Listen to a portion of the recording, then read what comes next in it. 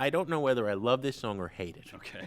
Because it's really, either one. you know, this business of paying homage in song to the Arthur Fonzarelli statue in Milwaukee. It's just, I mean, that's so weird. It also, Yeah, well, don't forget it is. Gertie the duck. That's right. Is it? I mean, part of it is it was just it's sort of become this joke that we return to over and over because we became obsessed with figuring out why is that statue so awful?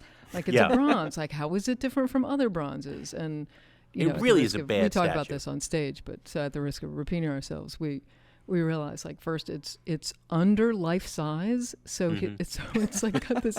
It's sort of delicate. Yeah, it's a weird uncanny valley, you know, kind of thing. It's like almost life size, but you know, Henry Winkler is not the tallest guy on the planet to begin with, so it's just slightly even shorter and strange. They couldn't afford that elfin. much bronze, so they Yeah. went with the scale that they could afford. Wow. That's it.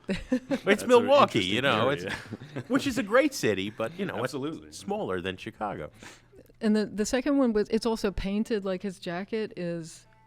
It's a windbreaker, like it looks like a members only windbreaker instead of a leather jacket. And the jeans look kind of acid washed and they're sort of a little too baggy around the thigh. And it's really like very It's not right. It's uncool. Yeah. And he was supposed to be cool. It's very uncool. Right. And also teeth. Yeah, teeth on a bronze. That's a terrible idea. He's smiling and you can see each tooth. It's I've noticed since we figured this out that most good bronzes, even if the mouth is open, it's just the space. You don't see delineated. yeah, or like a ridge. Yeah. I'm So- never going to be able to look at that statue the same. I never could look at it in the first place. Have you heard from the sculptor? No. No. Oh. There's a Twitter account that claims to be the Bronze Fonz that keeps tweeting at us. Bronze Fonz. I don't reply. I'll give them this. It's not quite as ugly as that statue. What's the baseball guy outside of Wrigley? That's a really Ernie creepy. Banks? No.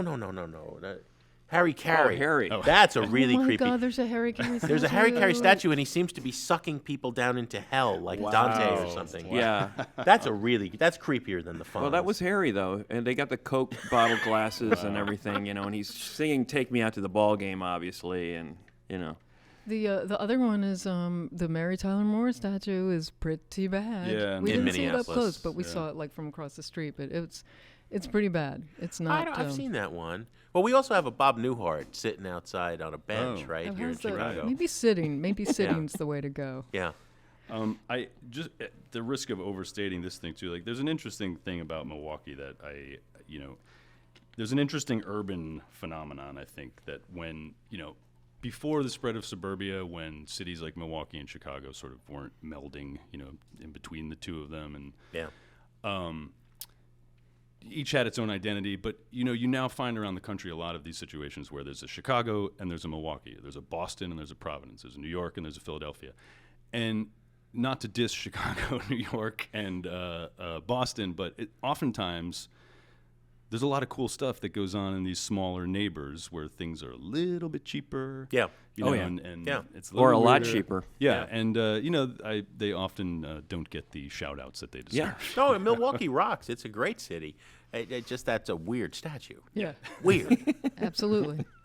I couldn't agree with more. And then next time we'll talk about Gertie the duck, which is also weird because it's way too big. It's like a duck, but it's It's giant. a turkey-sized duck. It's a turkey-sized duck.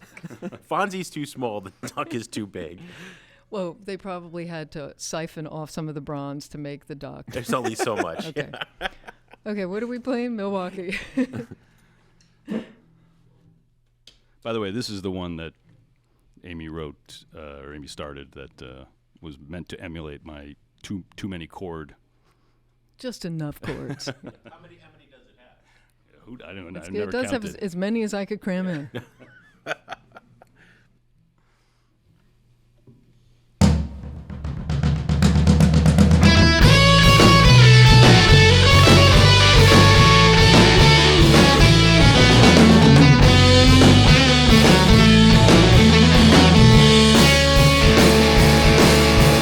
Over the bridge in Milwaukee, past a statue of thorns in the duck, with the wind kicking in and the sparrows around.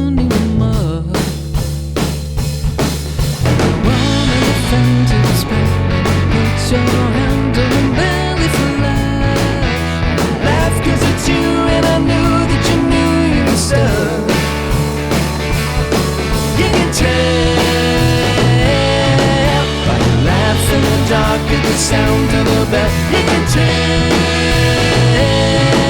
it's a nucleus burning inside of the cell. It's a nucleus burning inside of the cell.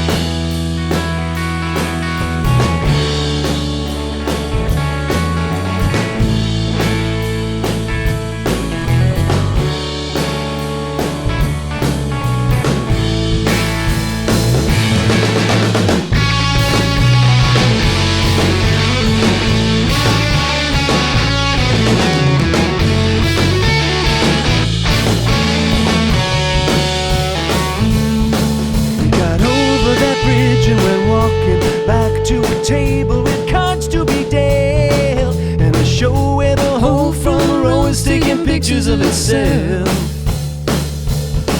And the man, your old friend, turned the night on its head, like your time was a bottomless well. But you grabbed me and said, come on back from the ledge for a spell.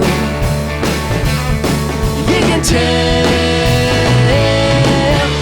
laugh in the dark at the sound of a bell. You can tell, it's a nucleus burning inside of the cell. It's a nucleus burning inside of the cell. It's a nucleus burning inside of the cell. It's a nucleus burning inside of the cell.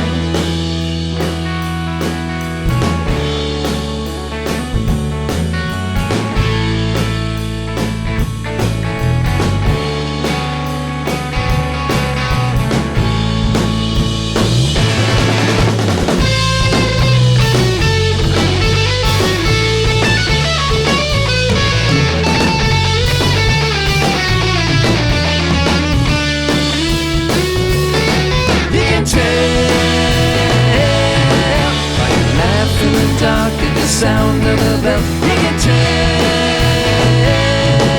it's a nucleus burning inside of the cell. It's a nucleus burning inside of the cell. It's a nucleus burning inside of the cell.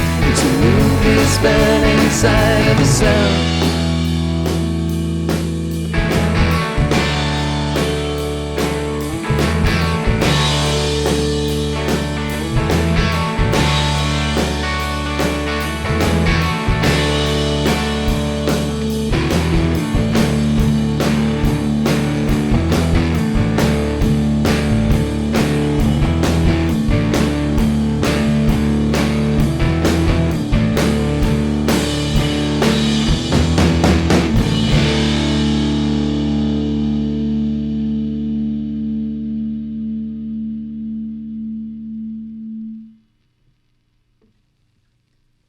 Milwaukee from the both, Aimee Mann, Leo and Aimee Mann.